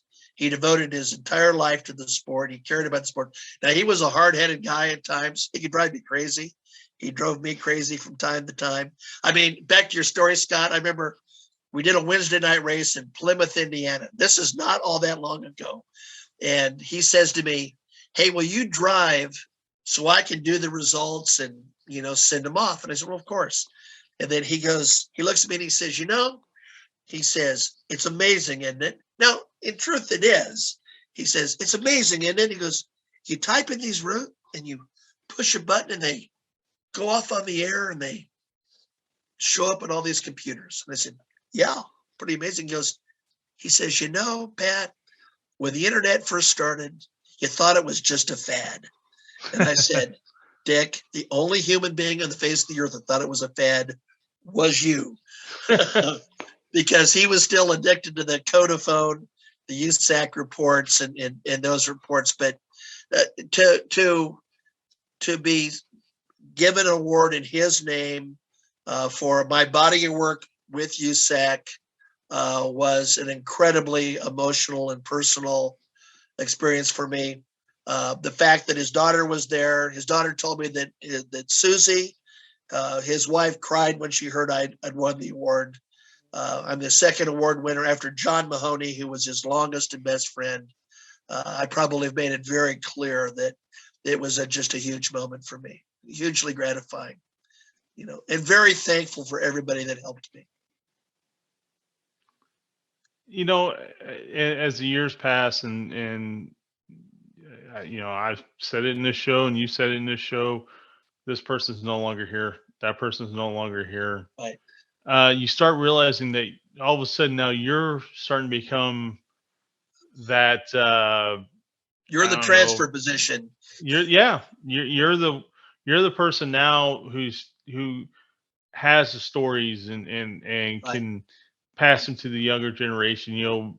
Robin Miller being gone now is such a right. huge loss because he really, in a lot of ways, was that bridge between the open wheel guys, USAC guys, and IndyCar still. Right. And with his passing, that's in a lot of ways gone. And I know you and Richie Murray, and I don't know Richie Murray. I respect. I've seen a lot of his stuff, and I have a ton of respect for Richie Murray. As you guys are going along, I notice more and more you guys are starting to almost catalog the racing. Right. And is that a conscious decision? Yes. Like, hey, we've got to start getting this where it's easily accessible, where people can start finding this. Yes, it's conscious. And Richie's been frustrated for a number of years because the platform they had didn't allow them to do that. So it's very, very conscious. Scott, to your point, though, I remember this now. I think this year, I'll definitely work some at Bloomington Speedway, probably a lot. My 29th or 30th year at Bloomington Speedway. And I remember a couple years ago, it was the last race of the year, and I'm walking down towards the bottom parking lot, and there's a gigantic tree right there at the entrance. It's been there. It's got a Smokey the Bear sign on it, And I'm sitting there looking at that tree. There's hardly anybody going. It's a fall day. The trees are rust. So I'm looking at that tree, and I'm thinking, that tree has been here, since this racetrack opened in the 1920s. And I said, and that tree is probably going to be here when I'm gone, which is because your irrational thought is, I've been so much a part of this racetrack that this racetrack possibly can't go on if I'm not a part of it. And of course it will. Barring anything that happens with the neighbors or something like that. But you get my point. Sure. The Indianapolis Motor Speedway has been a big part of my life, and I've been a part to have a small part of it. It's the institution which endures. We're all part of the background noise to try to make it move forward. But, even as a young person, I really like looking at photos of like victory lanes. And I would sometimes look at the people who are around the driver, and I'd wonder who they are and what they did. And, it's a sobering moment when you open up like Sprint Car Magazine and there's a photo on that Glory Days section, and you're going, yeah, that's Glory Days, and I was there. Right. Oh yeah, I've lived it a few times. Yeah, so that's a pretty good indication that you're not exactly in the spring of your career. Although I'm as enthusiastic about what I do as I ever been, and I don't have any desire to retire from it, but yeah, you do begin to understand that you are the reservoir of some of that history. I went to Notre Dame basketball game last night with a young race announcer and media guy named Ryan Kent, who's done some work in the area and worked with MOA. And I ended up telling him stories about working the Formula One race at Indianapolis. And he was sort of amazed by, some of that stuff. And I used to tell Donald Davidson all the time, regularly, Donald, if you don't write this stuff down, it goes away with you. And that is a loss to the racing world and community. You got to share that stuff. I think that's important. I know in some circles I get criticized because I'm interested in that. And frankly, here's my word on that. I don't care. Because I think it's important to know the shoulders on which today's racers were built upon. So Aaron and I were talking off air a week or so ago. And when we had our speed shop, I had a step stool. I could point to one right next to me here. It's a regular step stool like you use in the house. And the way we had set up in the front office, it just made a natural chair. It was just sitting there across from the desk. And people would just sit there and talk. And all of a sudden, really, we were in business for 20 years or so. And all of a sudden, one day I'm sitting there and I realized that I've had 10-year-old racers who started they're running quarter midgets, right, sit in that chair. I've had Johnny Caples sit in that chair. I've had Scott Bloomquist sit in that. Antron Brown, who we've talked to recently, was sitting in that chair.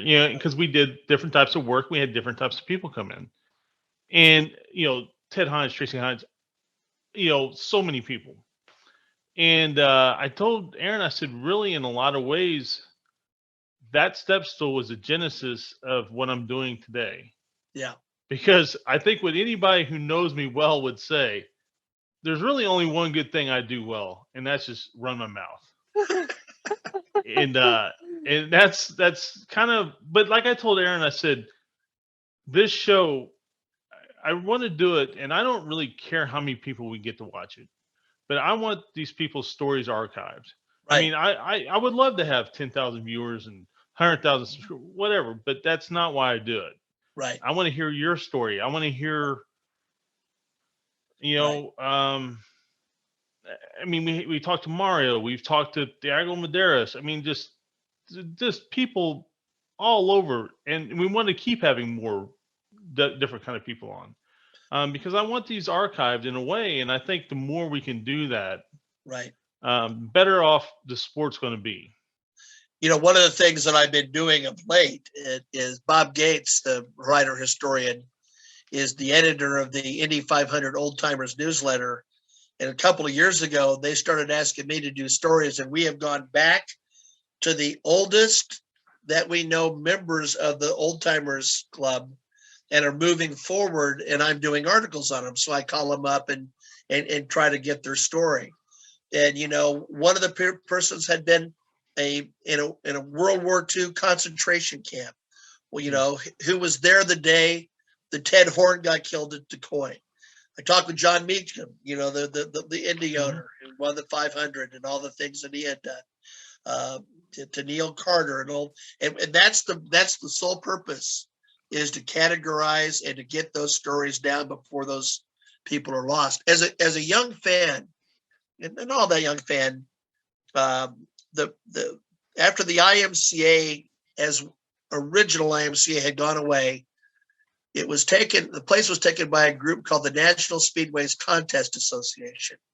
Robert Lawton, who did some World of Outlaw races, and Dave Van Patten, who had been a car owner, including for Doug Wolfgang, had a mobile home place right by the Iowa State Fairgrounds, started this series.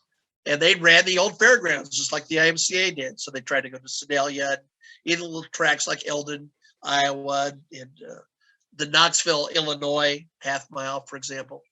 But Dave Van Patten would tell stories between races, old racing stories. And I was on the edge of my seat. I mean, I'd be like a sponge to hear this stuff. So I could get that oral tradition, the story behind the story, things that people didn't really know. And those to me have always been captivating. So I applaud this. I mean, that's exactly right. Some of these stories have to be down. Kellen Conover, who's a good friend of mine, he was always on me, wanting to get my mom. My mom had a ton of great racing stories. So my mom and dad owned a. So my dad, I should put this. Let me start this way. My dad and Bob Winnie Sr. had a drag car together. Dad goes to the service. Wow. Dad goes because they both they went to the same high school in Sparta, Illinois. Wow. So Dad goes to service. Bob sells the drag car, hot rod, whatever you want to call it, and they buy a midget. And they started midget racing together. Wow. And so we've known the Winnies, forever. And it's just and so Mom's had so many great stories, and Kellen got on me and said, "Man, you really need to sit down." But by the time we really started thinking about doing the show, we couldn't do it anymore.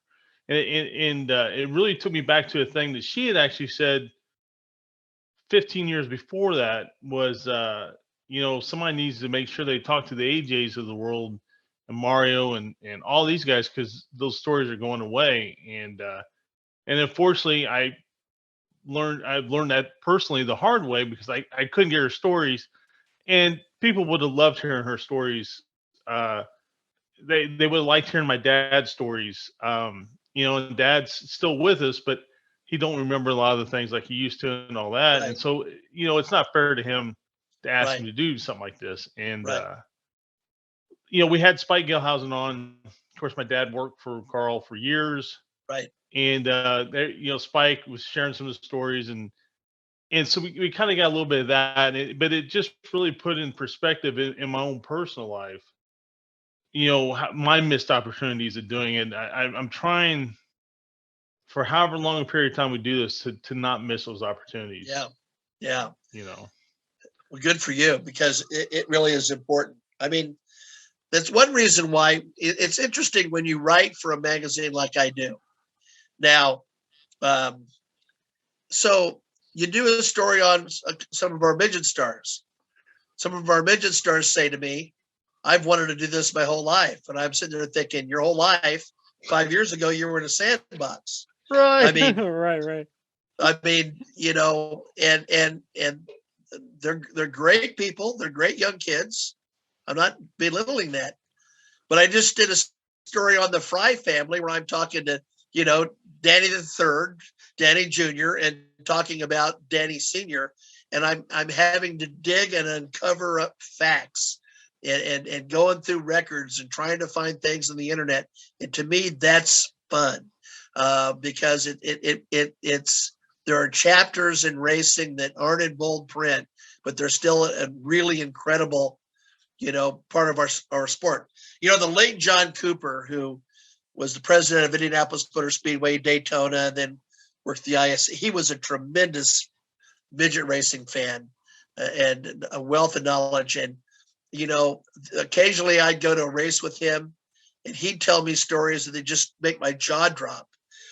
He was part of a time that I wasn't active, and he had all these insider stories, and they were so fascinating and brought out the personalities of people. I mean, to give you a quick snippet, he and Dave Cassidy both went to a AAA race AAA race, sprint car race in Boonville, Indiana. They ran about 2 or 3 of them, right? And so this is after Troy Ruttman wins the 500 and Bill Vukovich, famously breaks, has a race in the bag, but then breaks. And John Cooper drove down to Boonville with Bill Vukovich. It's one of my favorite stories. And Bill Vukovich is driving through some small town, and it's got a sad touch to it. And some dog runs out from this farmhouse right in front of Bill's truck, and Bill hits it. And a little girl's there, and she's crushed, of course, her dog got hit. This is Bill Vukovich, right? Your image of Bill Vukovich, the toughest son of a gun in the land, the iron Bill Vukovich on the raisin fields of Fresno on a tractor, and John Cooper said Bill was so distraught he couldn't drive the car. He said, "You've got to drive. I can't take it." Now that's a 360 view of Bill Vukovich, not just the one-dimensional guy we know. Here's a guy with a true, deep human emotion that unfolded itself on a simple trip. That's a simple story, but for me, it's a remarkable story to hear things like that, and we need to get people to tell them. Well, Aaron and I have found just talking to people on here, and Aaron can attest to this, that we've heard some things that we're really a surprise, about the people personally, that you just we would have never known if we hadn't talked to them. And and that's been to me one of the great joys of this. And I just we're talking about the midget racing, and I love midget racing, and that's where I've always loved the midgets. Sure. I love the sprint cars on the half miles, big 3/8, but I love midget racing. Right. And there is something about watching. I think there's a real disconnect, and while it gets good viewership, I think it's hard for an adult to really cheer for somebody under 20, 18, 16 years old, and that's just natural, I think. Yeah. Because it's hard for somebody who's 33 to look at a 16-year-old and go, "Man, that's my hero." Yeah, that's a good point. And I'm not putting it down, and I'm not saying there's anything wrong. I'm just kind of pointing out the change, because I would assume when you first started going on a racetrack, your impression was all these drivers were, and this is going to sound bad, especially today, but they were men. I mean, these were adult men, most of the time, raising families, or and that sort of thing, and this was their profession, right? And that's been something that has not been hard for me to get over, but it's definitely a different viewpoint on the world, and that's nothing against. There's many great female racers out there, and I don't mean anything. I know about it, but that's just the you could look at that person, and I guess maybe I say that as a male, I could look at this male and go, "Man, look at that guy." Yeah. Yeah. I remember I saw Jack Hewitt in the pits in Sedalia, Missouri. It's when his hair was probably about shoulder length and was coal black, and he had a beard. He had his shirt off. And I think I walked around him with about a 20-foot radius. I thought, I'm not even going to accidentally walk in front of this guy and kick a rock that hits his ankle. I mean, he was just an attempt. Of course, I know Jack very well now. He's a wonderful guy. And that's not my point. I just saw him and I thought he was intimidating. Just looking at the guy was something to me. I've never really thought about that angle. That's a good point, which is, it's hard to turn that person into a hero. Yeah. Well, look at Bob Kinzer. Right. I mean, Bob was still racing when you come back here. And Aaron, I don't know if you ever, well, I know you didn't watch him race, but I don't know if you watched, know much about Bob Kinzer, but he was a mountain of a human being. Right. I mean, he was, that was a guy you did not want to go looking for trouble. And, no, he was more than willing participant. Yeah, no, yeah. I mean, you didn't want to put yourself in any position where you had to go answer to Bob. And but that again, there's somebody that maybe that's the Earnhardt effect too. It's why so many people rooted for like a Dale Earnhardt, because in that person he could kind of represent something that maybe they weren't themselves. Well, one of the funnier things that happened this year that I knew about, the two drivers got into a tiff on the racetrack, and then they literally were sending angry tweets to each other, literally across the aisle from each other on their cell phones. And I'm thinking, that's not how these disputes were handled in the beginning of my racing career. Now, Right. I'm not necessarily in favor of all out Donnybrooks, but there are times. I mean, I remember Brian Tyler got fined a big amount of money for punching another USAC driver at Eldora. And I remember he told me, where I come from, if you want to get even with the guy, you don't tear up another man's race car. You deal directly with the guy who did it. And there is a certain level of wisdom in that. Not that I think, obviously you get out of hand. But it has a different feel to it. Now, the other thing that happens, of course, is, we had a great period of history where maybe some kids ran karts and quarter midgets. And then there was really nothing for them to do until they turned 18 years of age, in some cases even older, to be allowed to race. And you're 16, 17 years old now. A lot of those kids have been racing for 13 years. Right. And that's the reality of the situation. It's different. But it's changed the dynamic considerably. Right. So I know you're a professor at IUPUI, and actually I'm an IUPUI alumni. But what classes? Are you just sliding that in there? You just slide that IUP. He just kind of slid that in there. Yeah. Hey man. But anyway, I forget what you're going to say now. Thanks, Scott. But no, what classes do you teach IUPUI? I'm actually the associate dean of the School of Social Work at IU Bloomington, and I'm the director of faculty development for the School of Social Work at IUPUI. So, but my area is severe. My area, what I'm telling you is I'm out of the classroom at the moment. My area is serious mental illness. I've spent most of my career focused on people with illnesses like schizophrenia, bipolar disorders, major depression, and things of that nature. I'm known academically as one of the founders. Drivers. What's that? Yeah. I'm known as a founder of the model called the Strengths Model, which suggests that we can help people by focusing also on what they can do and do well, as opposed to always dealing with the problems or deficits they have. But yes, I get that one all the time. I was a state director of mental health for a number of years, and when that got out of the bag, I will admit that I got several calls from drivers and drivers' wives wanting to deal with their partner, their kids, their family, that sort of thing. So kind of touch on that a little bit more, because that's like when you say the severely mental ill, I mean, that's always been fascinating to me. It's something I don't understand. I feel like it's something that people can have, and maybe some are really good at kind of hiding it at first.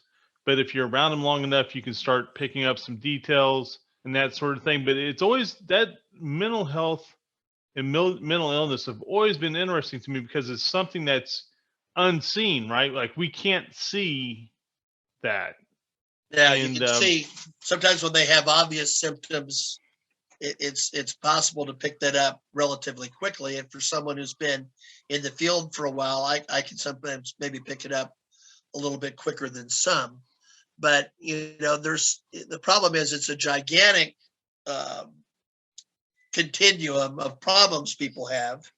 And the ones that I deal with, most people would generally agree are rooted in biochemistry. In other words, there's literally, something that's not working properly, or there's many theories on those illnesses. But indeed, people can, quote, recover, and people can live very healthy and productive lives, particularly when they become aware of the situation, understand what the triggers are, figure out the best way they can cope and make it work. And so, yeah, those people do really well. And some people just have really significant problems through lots of their lives. But it's a pretty pervasive problem. And I've dealt with the kind of the more serious end of things. So let me ask you this, and this may be very unfair for me to ask of you. So, we see the homeless issues today, Right. and mental illness appears to me goes very much hand in hand with a lot of the homelessness Right. issue. Whether it starts that way or not, I don't know. So, someone like yourself who looks at this situation, you're looking at some way completely different than I'm going to look at, because you can really grasp the signs and the symptoms of things. As a society, this is something we're going to have to address it as a society at some point. Right. It can't keep going this way. So, in your mind, where do you think is a good place to start, knowing that so many people have mental illness? Well, I mean, one of the things that becomes very difficult is that the very conditions in which they are living are stressors which exacerbate the problems that they have. As a society, this is one of my common things. I was an author of something that was called a co-author of something called the Blueprint To End Homelessness many years ago, that was done for Indianapolis, and there's been many iterations of it now. And there's a group called Coalition for Homeless Intervention and Prevention that tries to attack the problem of homelessness in Indianapolis. And my whole thing has been for a long time, which is social service agencies alone cannot attack this problem. I need the Colts involved. I need the Chamber of Commerce. I need the Manufacturers Union. I need business and industry. We all have to come up with a collective way that we can address this problem. For example, can we develop the supports around people? Can we create opportunities for them? Can we do something proactive with vacant houses and vacant businesses and things that we can create safe places for people to live and opportunities for them to work? Now, that can take care of some of the problems. There's going to be a small group of people for whom I can't even explain it, but that's sort of what they want to do, is what they're doing now. But there's a lot of people. There's a lot of hidden homelessness. There's a lot of people doubling up in homes. A lot of people sleeping in cars. I did a talk at a school on the Near East Side of Indianapolis, and a principal told me that like 33% of those kids in that school's parents are essentially homeless, with a broad definition. So it is a major problem that we need to attack. There's no question. Yeah, it's now we see it's more visual today. I mean, we see the tent cities, right? And used to be you rarely saw that. And I'm always torn between, is it, you got some people say, well, they got rid of the mental institution, so that's why that's like that. And then you have people go, well, a lot of it's drug induced. I keep going back to something that Shane Emile said one time. And a lot of people like to make fun of him for the way he had to leave NASCAR, but what he said was that he didn't understand how he had issues and he was self-medicating. Right. And is that what we're seeing on the streets? There's so many people that are just trying to self-medicate. Yeah, but part of the problem is the visual part is an interesting problem. So, for example, if you drive in downtown Indianapolis now, I'm gonna take it another direction, and you go through some neighborhoods that are now downtown, and all of a sudden you go, wait a minute, this has turned into a nice neighborhood. These houses have been refurbished. They're now really neat places. They're now townhouses. Well, guess what? That's the low-income housing where some people lived. The old hotels we used to have in downtown that, we might even call them flop houses, were still places people could live. So as cities have gentrified and improved their surrounding areas more, and the low-income housing stock goes down, and so then the places that people might have been absorbed aren't there as much. So now they're in a crunch like everybody else, in terms of where is it that I can go. If you go into California, for example, I can tell you this, since I'm out in Northern California, they got a dramatic problem with teenagers who are homeless with no place to go. And you know how expensive housing is there. So, the biggest issue is that every complicated problem never has a simple solution. Right. And so all of these things come into play.